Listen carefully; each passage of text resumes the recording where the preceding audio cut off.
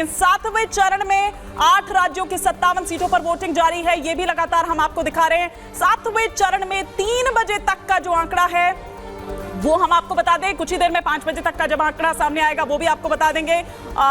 उत्तर प्रदेश की अगर बात करें तो यहां हम आपको आंकड़ा दिखा रहे हैं कि 3 बजे तक कितना मतदान हुआ है। ओवरऑल मतदान की अगर बात करें तो 49%, बिहार में 3 बजे तक 42%, उत्तर प्रदेश में 46.83%, पश्चिम बंगाल की बात करें तो 3 बजे तक 58%, चंडीगढ़ की बात करें तो 3 बजे तक 52.61%, झारखंड की बात करें तो 3 बजे तक 60.14%। ओडिशा की अगर बात करें तो सबसे कम आंकड़ा वोटिंग परसेंटेज जो अभी तक सबसे कम सामने निकलकर आया है वो ओडिशा का आया है। 42% वोटिंग जो ओडिशा में दर्ज 3 बजे तक की गई है।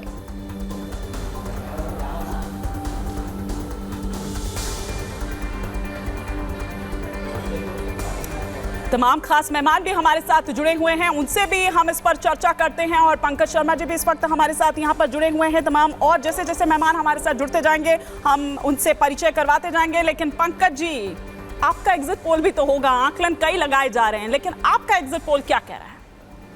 मेरा एग्जिट पोल तो 3 महीने से ये कह रहा है कि भारतीय जनता पार्टी को इस बार सरकार बनाने लायक स्पष्ट बहुमत यानी 272 सीटें नहीं मिल रही हैं अकेले।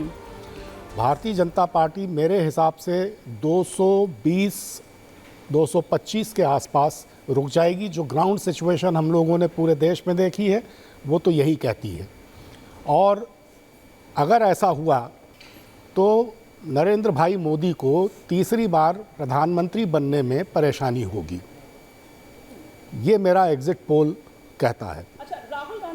मल्लिकार्जुन खड़गे कह रहे हैं कि राहुल गांधी जी ने भी अपना इंटरनल सर्वे करवाया, वो कह रहे हैं कि 100-125 सीट जो है वो कांग्रेस की तो पक्की है। इसका मतलब मैं थोड़ा सा समझना चाह रही हूँ कि फिर वो बीजेपी को कितना दे रहे हैं और इसके पीछे का मतलब क्या है? मतलब अगर वो कह रहे हैं कि 100-125 सीट उनकी कंफर्म है तो देखिए, अब मल्लिकार्जुन खड़गे जी ने क्या कहा ये तो मुझे नहीं पता, लेकिन ये सही है कि इस बार कांग्रेस की सीटों में पिछली बार की तुलना में करीब 3 गुना की बढ़ोतरी हो रही है। यानी कांग्रेस 125-130 सीट के आसपास पहुंचती लगती है।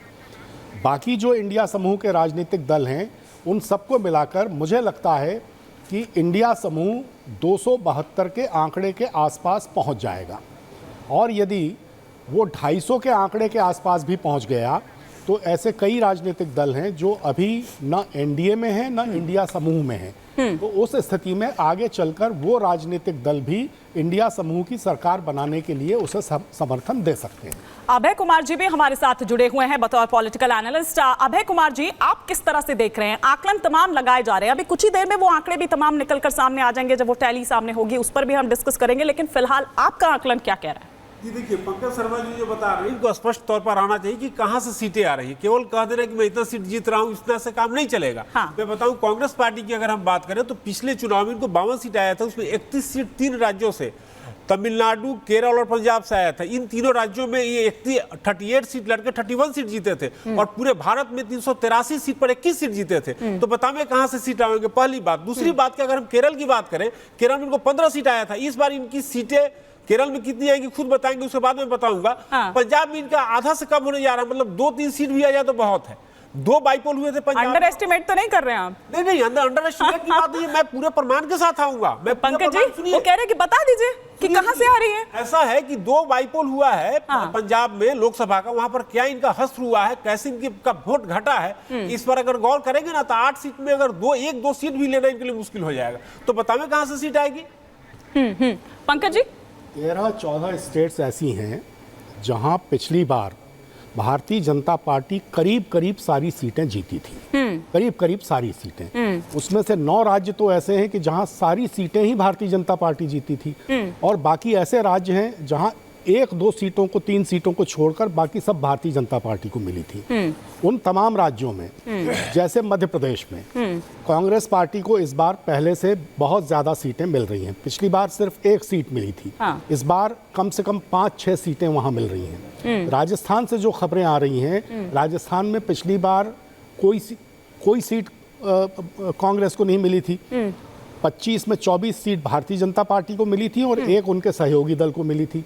इस बार कम से कम 8 से 10 के बीच सीटें लिख लीजिए अभय राजस्थान जी, से मिल रही हैं। बता रहे हैं वो एक एक कर राज्यवार प्रदेशवार बता रहे हैं, लिख लीजिए। हाँ, आप कंप्लीट कर लीजिए। दिल्ली में 7 सीटें भारतीय जनता पार्टी के पास थी। इस बार दिल्ली में सिर्फ दक्षिण दिल्ली और नई दिल्ली की सीट पर भारतीय जनता पार्टी कुछ उम्मीद कर सकती है। बाकी सीटें इंडिया समूह के खाते में जा रही हैं। हरियाणा की 10 में से 10 सीटें भारतीय जनता पार्टी के पास थी। इस बार कांग्रेस को वहां कम से कम 4, 5, 6 सीटें मिल सकती हैं। तो हर जगह, छत्तीसगढ़ में हर जगह कांग्रेस पार्टी को इस बार फायदा हो रहा है। और तो और उत्तर प्रदेश में भी कांग्रेस पार्टी और समाजवादी पार्टी, इंडिया समूह के राजनीतिक दलों को काफी फायदा इस बार हो रहा है। बिहार में हो रहा है।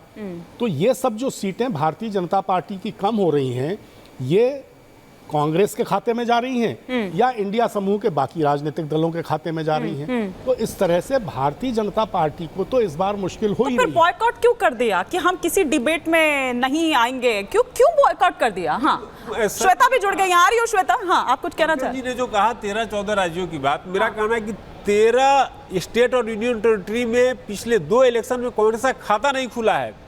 पिछले 2 इलेक्शन में 2014 और 19 में कांग्रेस पार्टी का 13 स्टेट और यूनियन टेरिटरी में खाता तक नहीं खुला है। अब ये बता रहे हैं कि बीजेपी का उतना सीट बढ़ रहा है। ठीक है, बीजेपी ने अगर बढ़ाया है तो अपने बदौलत बढ़ाया है। अब इनका है कि भैया ये 2 बातों को याद करके टोटल अगर करें कि 2004 में हम आ गए थे, ऑटोमेटिकली वैसे ही अभी आ जाएंगे। ये भूल जाते हैं कि 2012 में गुजरात में असेंबली पोल हुआ था। इन्होंने गुजरात परिवर्तन पार्टी जो केशुभाई पटेल साहब बनाए थे, इनको लग रहा था कि केशुभाई पटेल वोट काट लेंगे, बीजेपी हार जाएगी, मैं सरकार बना लूंगा। वैसा ही फॉर्मूला इस बार भी इस्तेमाल कर रहे हैं। 2004 पर बहुत ज्यादा डिपेंड हो गए हैं। उससे निकल के इनको काम करना चाहिए था और काम करके अगर करते तो थोड़ा ज्यादा वोट बढ़ता। सीट कितना बढ़ेगी मैं नहीं बोल सकता, लेकिन वोट जरूर बढ़ता है। चलिए ठीक है, हमारे साथ डॉक्टर अजीज खान भी जुड़ गए हैं, हमारे साथ शाजिया इल्मी जी भी जुड़ गई हैं और न्यूज रूम से मेरी सहयोगी श्वेता त्रिपाठी भी मेरे साथ जुड़ गई हैं। श्वेता त्रिपाठी का रुख करूं उनसे पहले एक बार शाजिया इल्मी जी का मैं क्विक रिएक्शन यहाँ पर चाह रही हूँ। शाजिया जी, आपने सुना अभय जी की बात भी सुनी, यहाँ पर पंकज शर्मा जी की बात आपने यहाँ पर सुनी। आपका आकलन या आपका एग्जिट पोल जो है वो क्या कह रहा है? वो जो 400 पार की आपने बात कही थी वो जा रहा है?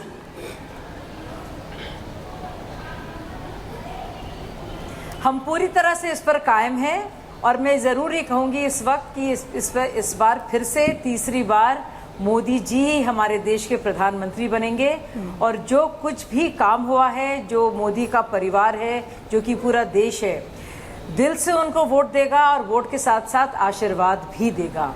तो मुझे लगता है कि लगातार पार्टियां आती हैं, जाती हैं, कुछ लोग फिर से बन के आते हैं, उभर कर आते हैं प्रधानमंत्री के तौर पर, लेकिन तीसरी बार कंसेक्यूटिवली अगर देखा जाए 3 कंसेक्यूटिव बार फिर से प्रधानमंत्री जी का आना निश्चित है प्रधान सेवक के तौर पर। और सिर्फ इसीलिए क्योंकि लोग दिल से उनको चाहते हैं। देखिए, आप किसी भी तरह के आंकड़े ले आए, आप उसको जितना भी आपको एनालिसिस करना आप कीजिए, लेकिन मुझे लगता